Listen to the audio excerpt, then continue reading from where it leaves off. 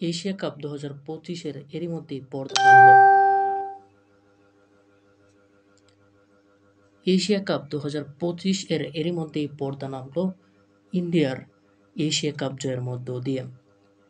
পাকিস্তান বনাম ইন্ডিয়ার মধ্যকার এশিয়া কাপের এই ম্যাচটি ছিল এশিয়া কাপের ইতিহাসে প্রথমবার ইন্ডিয়া পাকিস্তান ফাইনাল ম্যাচ, যেখানে টসে জিতে পাকিস্তান তারা 146 রান সংগ্রহ করে এবং ইন্ডিয়াকে 147 রানের পুঁজি লক্ষ্য দেয়। কিন্তু এই যে 146 রান পাকিস্তান করলো, এখানে তারা প্রথম 10 ওভারেই তারা তুলেছিল 87 রান, পরের 10 ওভারে আসে মাত্র 69 রান। পুরো টুর্নামেন্টে জুড়ে পাকিস্তানি ওপেনার, মিডল অর্ডার অর্থাৎ ব্যাটিং ইউনিট পুরাই ব্যর্থ।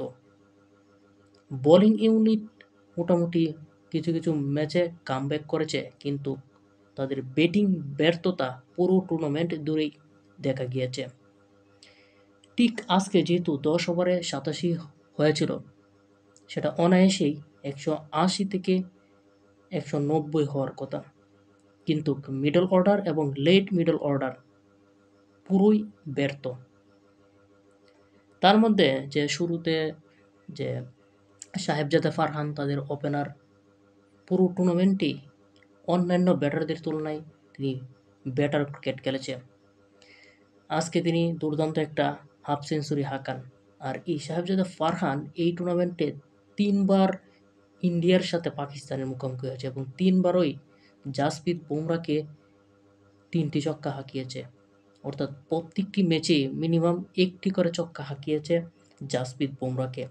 এর আগে কখনোই পাকিস্তানি কোনো ব্যাটার জাসপ্রীত বুমরার বিপক্ষে কোনো ছক্কা হাঁকাতে পারে নাই। যেহেতু এবারের এশিয়া কাপে পুরো একটা নতুন টিম নিয়ে, অর্থাৎ পাকিস্তান তাদের যে batting line up, bowling line up, এমনকি তাদের এক্সপিরিয়েন্স কোনো ওই রকম মানের ক্রিকেটার ছিল না এই স্কোয়াডে। দ্বিতীয়ত সাহেবজাদা ফারহান যে টপ র্যাঙ্কিংয়ের বোলার, জাসপ্রীত বুমরাকে যেভাবে হ্যান্ডেল করেছে, কোনো সময় মনে হয় না যে তিনি প্রেসারে তার বিরুদ্ধে ব্যাট করছে। তিনি দুর্দান্ত ব্যাটিং করেছে। নাম্বার 3-তে সাইম আইয়ুব পুরো টুর্নামেন্ট জুড়েই ব্যর্থ, মোহাম্মদ হারিস ব্যর্থ, হুসাইন তালাত, আর ক্যাপ্টেন সালমান আলী আগার কথা আর কি বলবেন, যার পুরো ক্যারিয়ারে তার স্ট্রাইক রেট 110, অথচ স্ট্রাইক রেটের কারণে বাবর রিজওয়ানকে এই টুর্নামেন্ট অর্থাৎ টি-20 স্কোয়াড থেকে বাদ দেওয়া হলো, কিন্তু যাকে ক্যাপ্টেন করা হলো তার স্ট্রাইক রেট 110। কতটুকু বিতর্কিত ক্যাপ্টেন সিলেকশন করলো পাকিস্তান ক্রিকেট বোর্ড, তা সালমান আলী আগার পারফরমেন্স এবং স্ট্রাইক রেট দেখেই বোঝা যায়। ইন্ডিয়া 147 রানের টার্গেটে ব্যাট করতে নেমে শুরুতে অনেক স্ট্রাগল করেছে। পাওয়ার প্লেতেই তারা 3 উইকেট হারিয়ে ফেলে। এর মধ্যে পাকিস্তান ইন্ডিয়াকে চেপে ধরে, কিন্তু চাপটা আরও বেশি করা হতে পারত যদি পাকিস্তান একটা শুভমান গিলের রান আউটটা আরও তাড়াতাড়ি করতে পারত। তাছাড়া ইজি কিছু ক্যাচ ড্রপ করেছে, যেগুলো তারা সঠিক সময়ে ধরতে পারলে ইন্ডিয়াকে আরও চেপে ধরতে পারত এবং এরকম নেল বাইটিং ফিনিশিং হওয়ার কোনো সম্ভাবনাই থাকত না।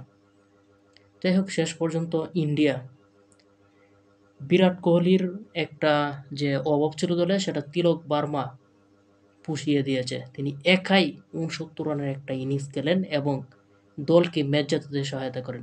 এরকম লো স্কোরিং ম্যাচে তিলক বার্মার মতো অ্যাঙ্কারিং ভূমিকাটাই পালন করা ছিল কোনো একজন ব্যাটারের কাজ, যেটা তিলক বার্মা সঠিকভাবে করেছে এবং যে কারণে ইন্ডিয়া শেষ পর্যন্ত জয়ের হাসি হেসেছে।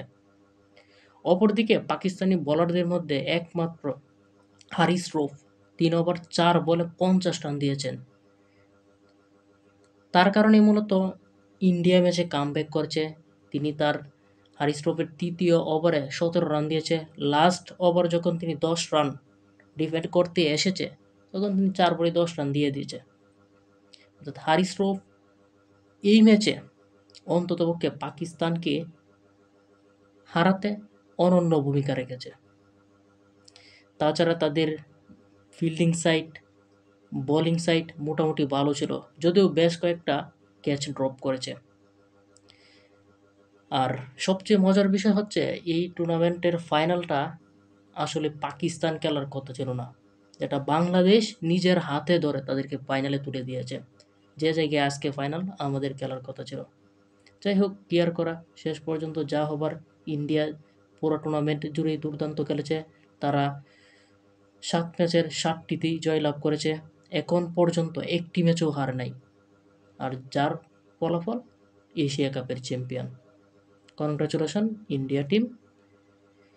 এরকম আরও দুর্দান্ত গতিতে এগিয়ে যাক।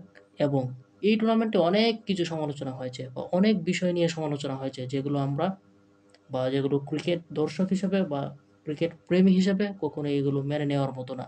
বিশেষ করে ক্রিকেটের মধ্যে রাজনীতির ইনভলভ, ভারত পাকিস্তানের যে দ্বৈরথটা, সেটা রাজনীতির কারণে আরও তীব্র থেকে তীব্রতর হচ্ছে, যেটা খেলাধুলার সৌন্দর্যটাকে আরও ব্যাহত করছে।